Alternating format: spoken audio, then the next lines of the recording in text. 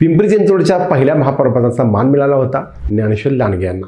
भोसरीचे सरपंच, पिंपरी महापालिकेचे नगरसेवक असलेले लांडगे काँग्रेसचे कार्यकर्ते. महापालिकेत प्रशासकांचा 4 वर्षाचा कालावधी पूर्ण झाला आणि पहिली निवडणूक झाली. तो दिवस होता 2 मार्च 1986. महापालिकेत त्यावेळेस जागा होत्या 60, त्यापैकी काँग्रेसला मिळाल्या 26, यस काँग्रेसला 9, भाजपला 5, जनता पक्षाला 3 तर शिवसेनेला अवघी 1 जागा मिळाली. पण विशेष म्हणजे 16 अपक्ष निवडून आले होते. ज्येष्ठ आणि अभ्यासू नेते म्हणून ज्ञानेश्वर लांडगे यांना काँग्रेसनं महापौरपदाची उमेदवारी दिली. त्यावेळी ज्येष्ठ नेते शरद पवार यस काँग्रेसमध्ये होते. त्यांच्या मदतीनं लांडगे शहराचे पहिले महापौर झाले. लांडगे भोसरीतून नगरसेवक निवडून आले होते तेव्हा आणि नंतर त्यांनी महापौरपदाची निवडणूकसुद्धा जिंकली. तेव्हाही वेगळ्याच घडामोडी शहरात घडल्या. त्यांची राजकीय वर्तुळात चांगली चर्चा झाली. काँग्रेसकडून त्यांना महापौरपदाचा मान मिळाला, पण ते शरद पवारांचे कट्टर समर्थक बनले.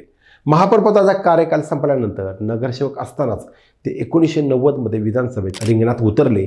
हवेली विधानसभा मतदारसंघातून त्यांनी उमेदवारी मिळवली. विरोधात होते कामगार नेते राजन नायर. याच नायर यांनी टाटा मोटर्समधील संप घडून आणला होता. अर्थात तो मोडून काढण्यात आला.